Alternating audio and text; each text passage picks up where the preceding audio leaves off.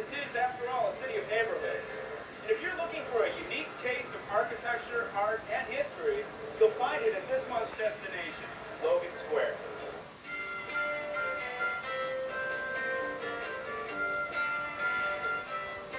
Just 6 miles northwest of downtown, Logan Square stands tall as one of the city's most eclectic neighborhoods.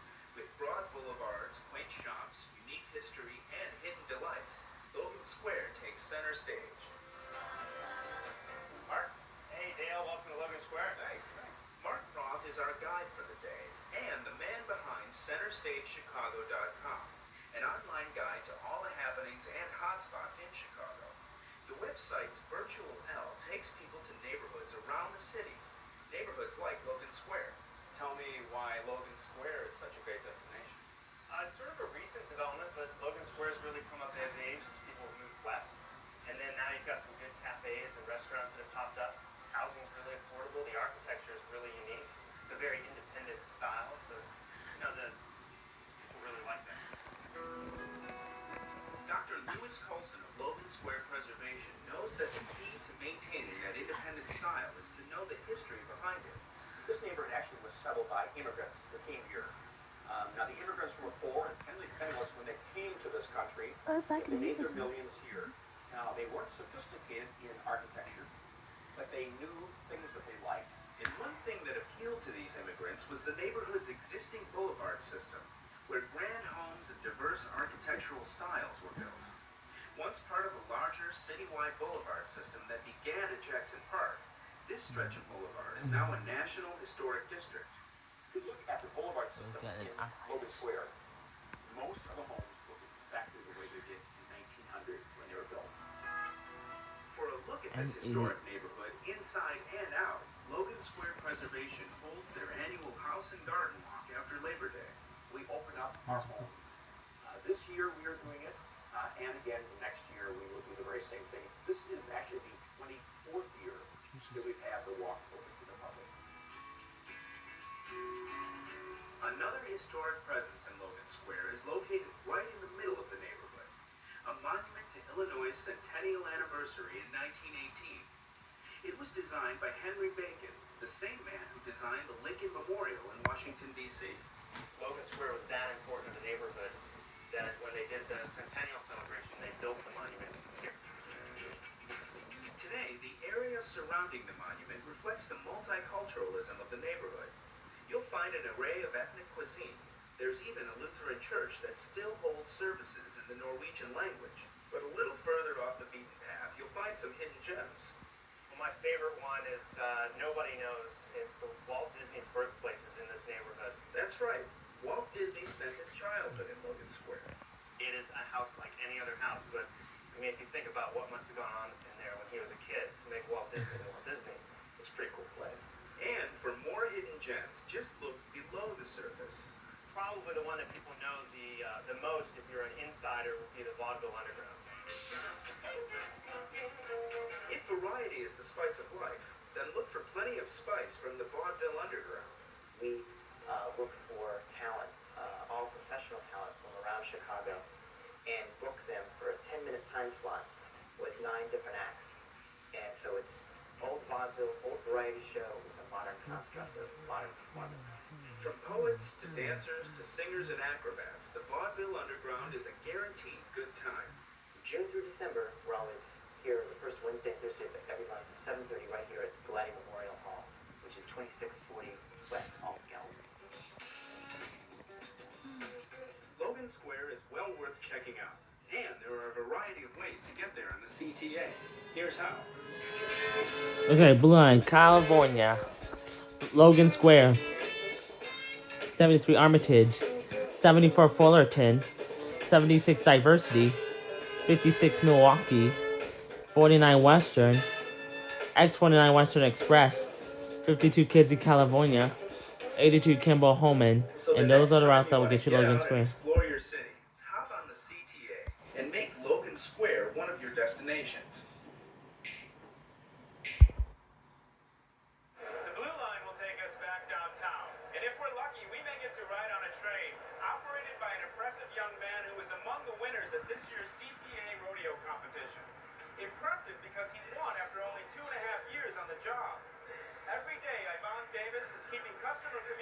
the CTA's Blue Line on track.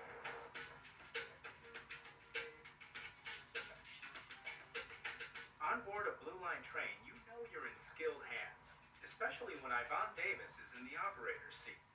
That's because Yvonne won first prize in rail operations at the CTA's 2004 rodeo. I was in shock.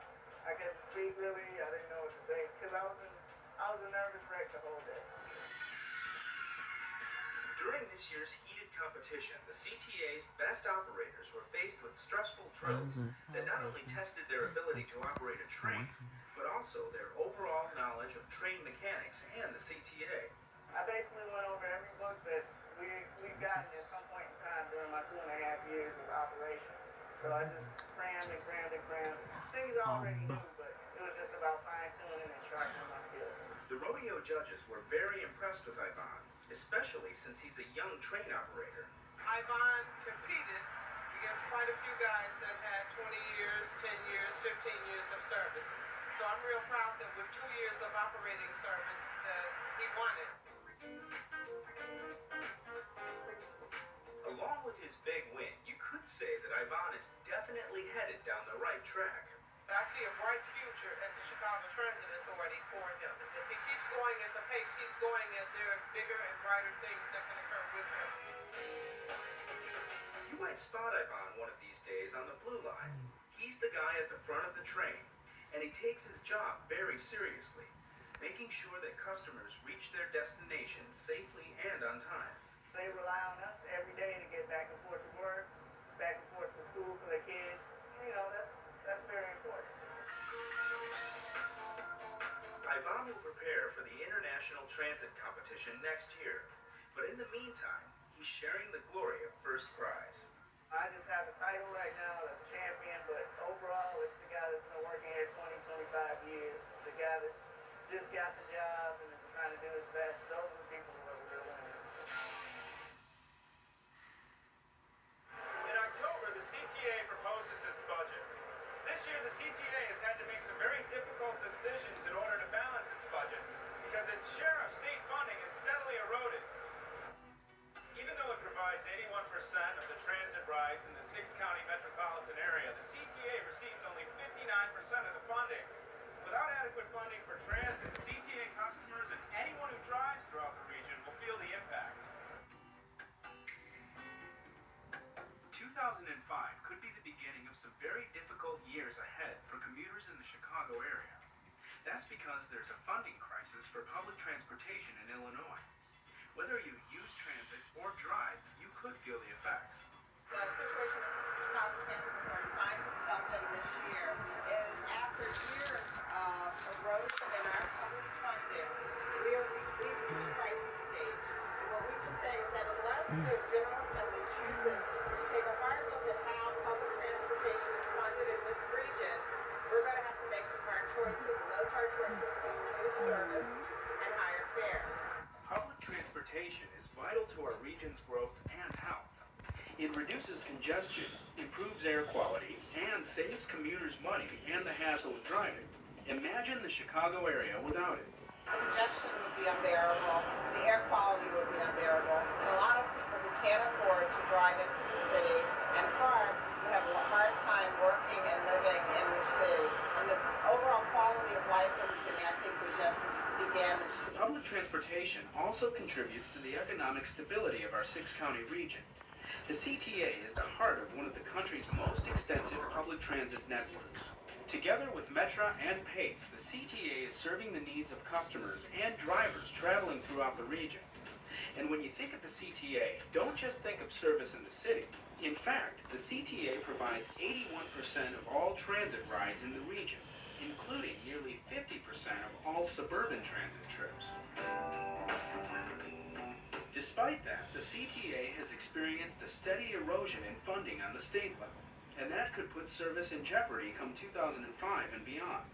In fact, while the CTA provides 81% of service in the region, it receives only 59% of the funding. Without additional money from the state of Illinois, the CTA will no longer be able to sustain service at current levels. We've got a structural problem in the fact that the way the transportation is funded is not tied to ridership, it's not tied to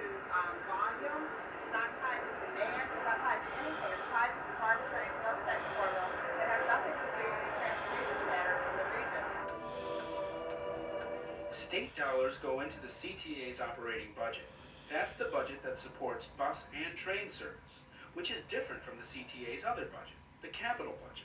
CTA gets two types of funds. One for capital projects, which are used to build new stations, to rebuild, or to buy new buses. But what we're talking about now is the funds that we need to actually operate those buses and trains. And this is where the structure that was created by the legislature has eroded our ability to actually put services on the street. Current funding is based on a formula that dates back to 1983.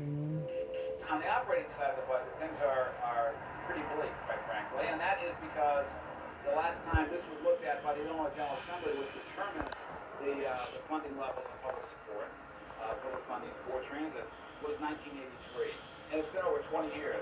At the federal level, these issues get looked at every 6 years, and it's really past time for the Illinois General Assembly to take a look at that and see whether they're satisfied with what's been happening with funding. Under the current funding formula, transit in northeastern Illinois is funded through a 1% sales tax in Cook County and a 0.25% in Collier counties.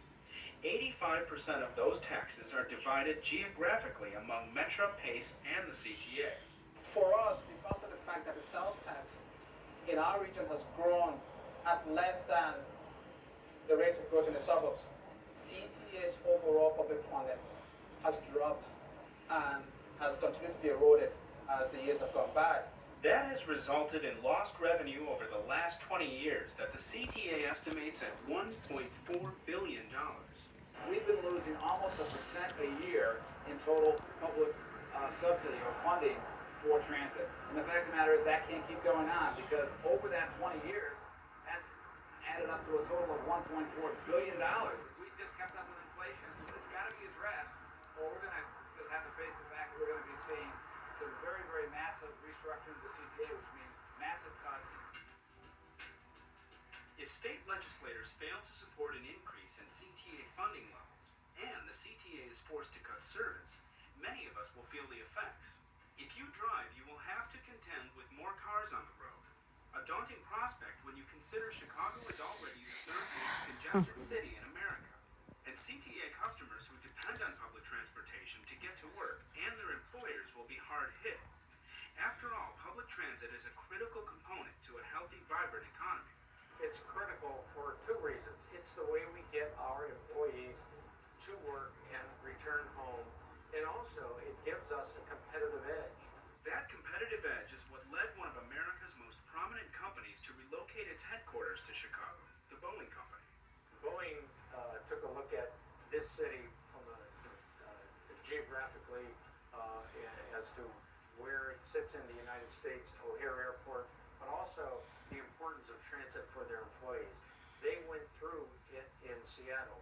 They knew a system that wasn't working, and they're looked toward a city like Chicago where they knew that the system could work.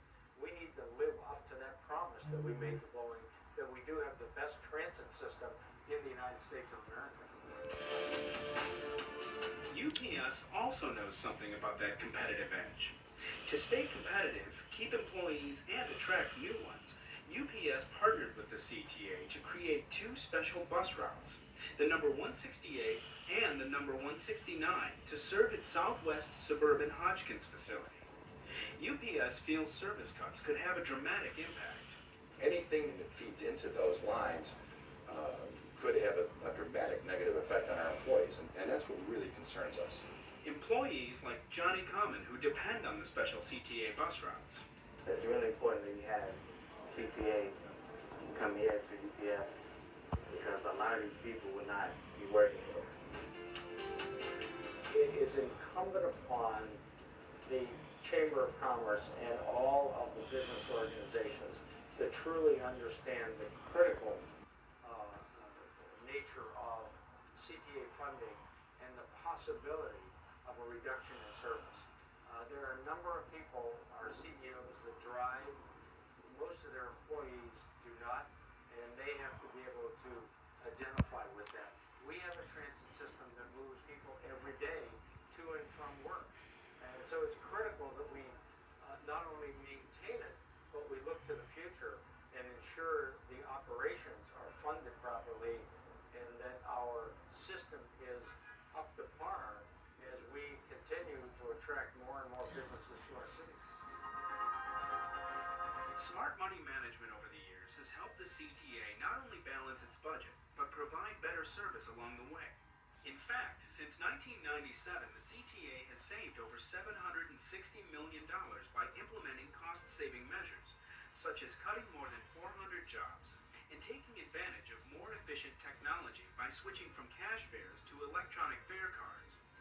In addition, the CTA has been able to make dramatic improvements to its infrastructure over recent years, thanks to a strong capital budget funded largely with federal dollars. Its momentum the CTA does not want to lose. Now, given the fact that money's been invested in those systems, we really hope that we have enough money to be able to run them as they should be run to the benefit of all the people in the region. And that's really what this is all about. At the end of the day, it's all about getting customers where they need to go on a safe, reliable, and affordable CTA. I'm just thankful for that they have the CTA coming here to UPS, because I don't know where I would be. What we're telling our riders and our customers to do is to write, their state reps, write their state senators, write the governor, let everyone know how important the CTA is to their daily lives. We are committed to maintaining a high quality level service. The last thing we want to do is have to cut service or increase fares, but it's something that we may have to do if something doesn't act this year. If we're successful, we're hoping that you'll have a healthy CTA that can touch even more riders than we already touched today.